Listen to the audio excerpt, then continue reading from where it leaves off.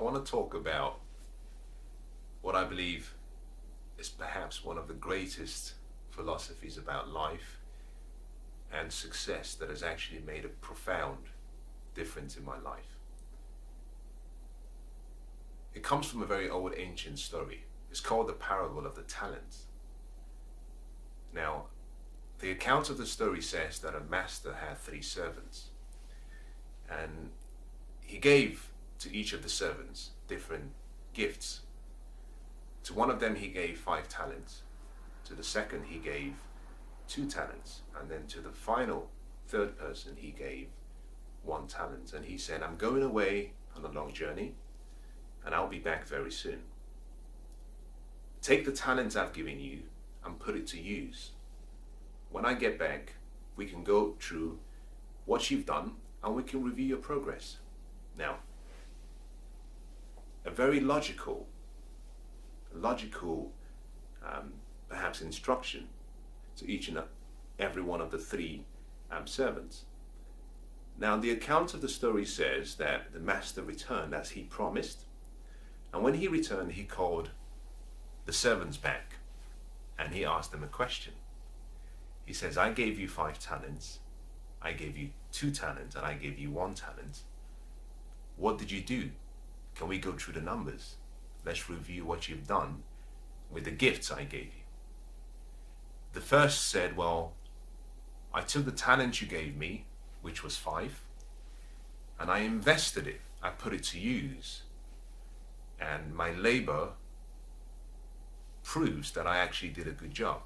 Now, here are the 5 talents you gave me, but I multiplied it and I have an extra 5. So in total, he had 10 talents. The second servant was asked the same question, what did you do? And the second servant said, when I took the 2 talents you gave me, I invested it just like the first servant. It was difficult, but I made it work. I made sure I didn't lose it. And I was lucky, I was able to multiply it. Through hard work, I multiplied it. Now, you gave me 2 talents, and I have an extra 2 talents for you. The master says, that's beautiful, that's wonderful. Now, the master looks at the third servant and says, I gave you 1 talent. What did you do with the 1 talent I gave you? The servant said, well, I was a bit worried about losing 1 talent you gave me. So I took the talent you gave me and I carefully stored it somewhere safe, such that no one would take it and no one would use it. No one would be able to steal it. And I knew you were going to be back. And I dug it up, and this is the talent you gave me, this is the gift you gave me. And the account of the story says the master was very upset. He took the talents from the person who had 1 and gave it to the person who had 10. And he instructed that they take away the person who he had given the third servant, they take him away and put him in a place where there was going to be weeping. So he was actually reprimanded for not putting his talent to use. And when I teach and I talk to young kids, young people, a lot of people don't really understand the value in the parable. And I want to just share what I understand and what has been very instrumental in me applying that in my life and the changes it's made. Now, let's start and let's bring it into today's times. I think that's perhaps the best way to start. You see, to understand the parable completely, you should understand that actually back in the ancient times, that a talent was actually a weight of gold. So when we say talent, it signifies not just the gift that has been given to you, but it also signifies something of value. Now, in ancient times, if you were converting a talent, which is a weight of gold, into today's effectively measurement system, it will be equivalent to about 50 kilograms of gold. Now, based on the current market value of gold, as of perhaps today or this year, in the UK, in London, the average kilogram of gold is about £30,000. So let's just apply the numbers to each of those servants so you can have an understanding about the amount of money that was given to each and every one of them to invest. The first was given 5 talents. Now, if you were converting 5 talents based on 50 kilograms of gold at 30,000 pounds per kilogram, it's approximately 7.5 million pounds. Now, that is a lot of money. So the master actually gave the first servant approximately 7.5 million pounds to invest. To the second servant, he gave 2 talents. Applying the same mathematical formula, 2 talents based on 50 kilogram per talent at 30,000 pounds per kilogram comes to about 3 million pounds. So the second servant received 3 million pounds. Now the final servant, or the third servant, had just 1 talent, and that's quite easy. He had 1 talent, which is 50 kilograms of gold at 30,000 pounds per kilogram. That is 1.5 million pounds. I hope that makes it a little bit more understandable, because I think using the word a talent, it doesn't really make a lot of sense. Now I want to address this in 2 parts, in 2 places, because that's the way I understand the parable. The first is actually, if in today's currency, is that if someone gave you 7.5 million or 5 million or 1 million pounds and says, I want you to invest it, is that the purchasing power in today's currency declines. And that is for many reasons. You have inflation, you have deflation, you have the use of debts, you also have various other things like taxes. And so this master was a smart investor. And what he wanted was actually a situation whereby he understood that if I gave this to a merchant, I know if I come back in 12 months that I would have some return for the investment of my capital. So he had an expectation. His expectation was simply, I expect you to multiply what I've given you. Now, how does that apply to you? Well, just in the same way we've talked about the talent as being equivalent to money in today's currency, a talent is also a gift. It's a skill. So, in the same way we can say, well, a talent represents a currency in pounds, we can also say the master gave each of those 3 servants a specific, customized, unique gift to each of them. Now you have a specific gift in your life. You see, just like the body has different parts, and each part has a different function, we all have different gifts. We're born for unique reasons. You have a specific purpose. I have a different purpose in my life. And what that means is simply that the gift I've been given, I have to put the gift to use. Now, John F. Kennedy said something in his inaugural speech when he was elected as president. He said, "Ask not what your country can do for you, but instead ask, what can you do for your country and your people?" What he was trying to say was, you have gifts. Put your gifts to use, because if you put your gifts to use, the country flourishes, the economy flourishes. One of the unique stories from the Bible is a question that was asked to the master teacher Jesus. The disciples asked him a question. They said, "We want to be the greatest. How do we become the greatest?" Now, the response was so beautiful and so profound. His response was, if you want to become the greatest, then you have to become the servant. Now, that doesn't mean you have to go and serve everybody and go on your knees. No, what he was simply trying to say was, each of you has a gift. Your greatness lies in your gift. When you discover the gift that has been given to you, the unique talent, when you discover the purpose and the reason why you were born, and you dedicate your heart and you dedicate your commitment, your passion, you dedicate your life to maximizing that gift that was given to you, and you serve that gift in the best way that you can, with diligence, with love, with passion. You serve that gift to the world for the benefit of the world, then you find greatness. So greatness in itself is really you fulfilling the reason for your birth. Greatness is not what you do, it's really who you are. Because by discovering your gifts and working on your gifts, you become someone else. You become someone of greatness. There's a saying that a man's or a woman's gift will make room for them, and that's very true. Is that the more you work on your gifts, the more your gifts makes you accessible and available to the world. Now think about someone like Steve Jobs. We celebrate Steve Jobs today because he discovered his gift. He dedicated his life to his gift. He had a passion for design.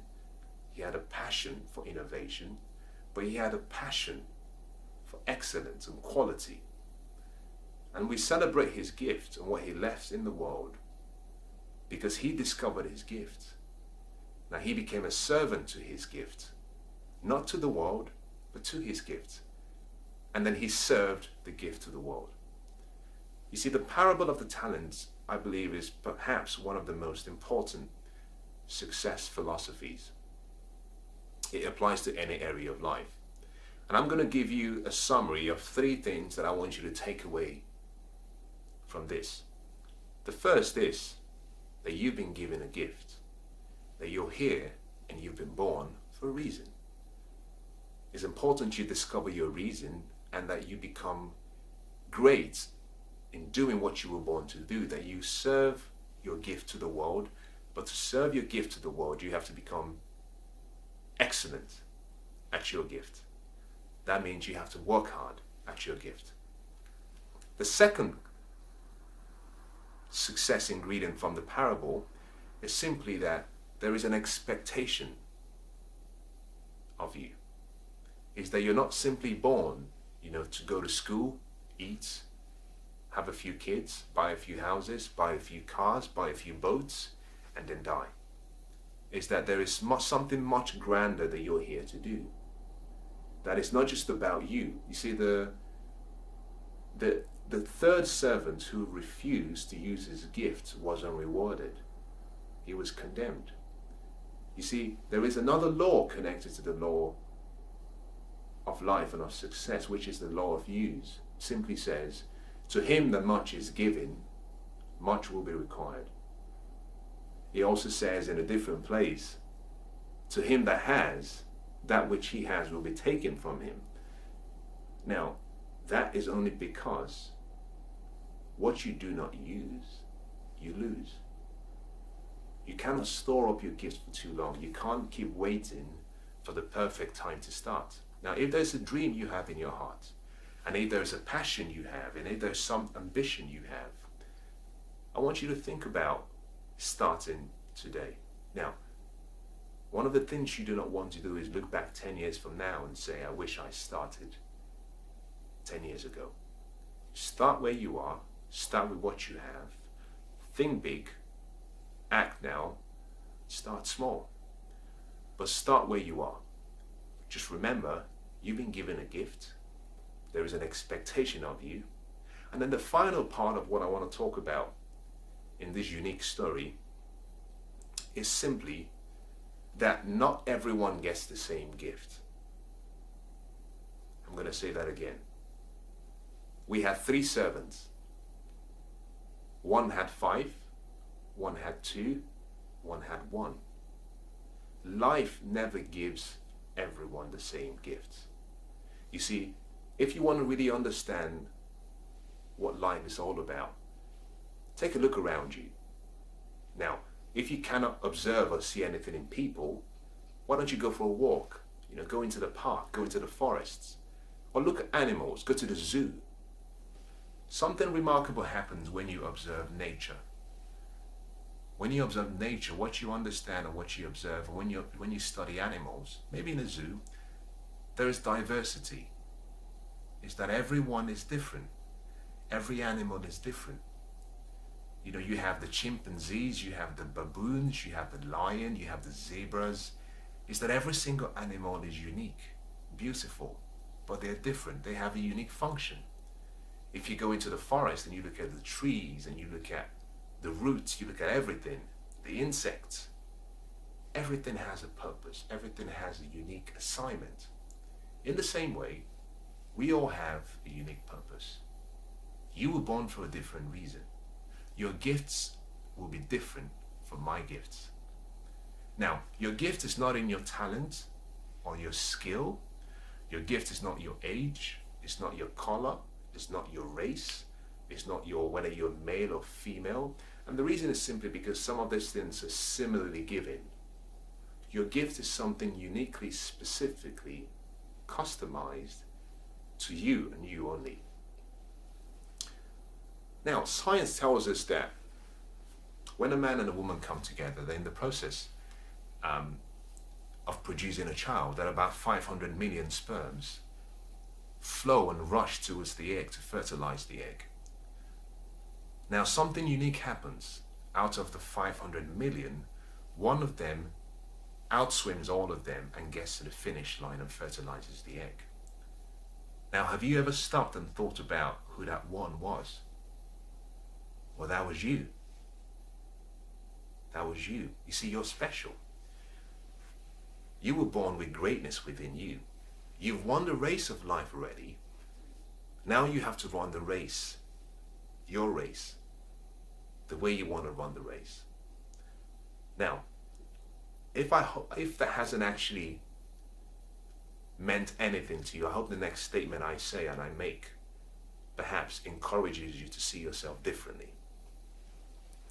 We have 7 billion people in the world today. And that's 7 with a B, 7 billion. And according to research and statistics, we've had 107 billion people who have lived. But 7 are alive today. Now, what is remarkable and what is so beautiful is there has never been another like you. Of all the people who have come and who have moved on and since passed away, none of them had the same gifts as you. None of them had the same purpose. None of them had the same assignment. None of them had the same duty like you. That's powerful. That's beautiful. Of the 7 billion people in the whole world alive today, none of us is like you. Now, long after you're gone, there will be no one like you. Now, the DNA verifies my statement. But the point I'm trying to make is that you haven't been made as a replica to someone else. You were made as an original. And it's about time you recognize the gifts that have been stored in you and you start to live like the person you were born to be. And you start to succeed like the success you were born to be. Is that you have greatness within you, and the greatness is sitting there dormant, waiting to be unleashed, waiting for you to put your gifts to use. You are special. There's never been another like you. There doesn't exist someone like you, and there never will be another like you. So it's about time you stop and be yourself. The third part of the story is simply that each of us has a different gift. Now, what I find remarkable about the story is that the master doesn't say to each of them, he doesn't compare the first servant with the second. He deals with the first servant based on what he had been given. So he says to the first servant, I gave you 5 talents.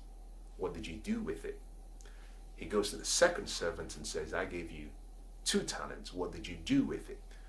Nowhere in the process does he say, how did you do compared to the first servant? And no place in the story does it say that he asked the first servant how he did in compared to the second servant.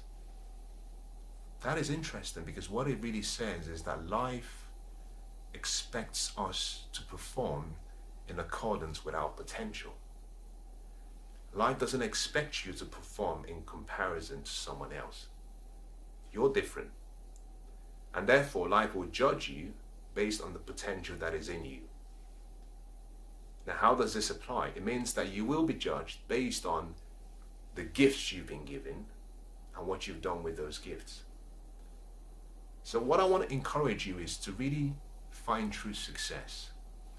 It really starts with recognizing what has been given to you, recognizing why you were born, accepting responsibility for what has been given to you, becoming dedicated and willing to serve your gifts to the world through the sacrifice of your time and energy to become the best that you were born to be. And then finally, to live your life in such a way that you're not always comparing yourself to someone else, because you are different and you are special. To become successful in any area of life, you must work with who you are and what you have inside you. The only thing that matters is your potential. You see, whilst you're listening to me now, and whilst you can see me, something interesting is happening. If you're sitting in your sofa, if you're listening to me perhaps in the office, if you're lying on the bed, if you're going for a run, maybe you're listening to me by audio, in you are two people. The first is who you are today. The second is who you could become, your potential. And each and every one of us, we have an unlimited potential. We have an unlimited ability. That if your mind can conceive of anything and you can believe it and you're willing to work hard to achieve it, it's possible. That all things are possible if you believe. So as you listen to me and as you go away, I want you to remember this, that success comes from you closing the gap between who you are today and your ultimate potential. That means every day you have to grow, and you have to grow into becoming who you were born to be.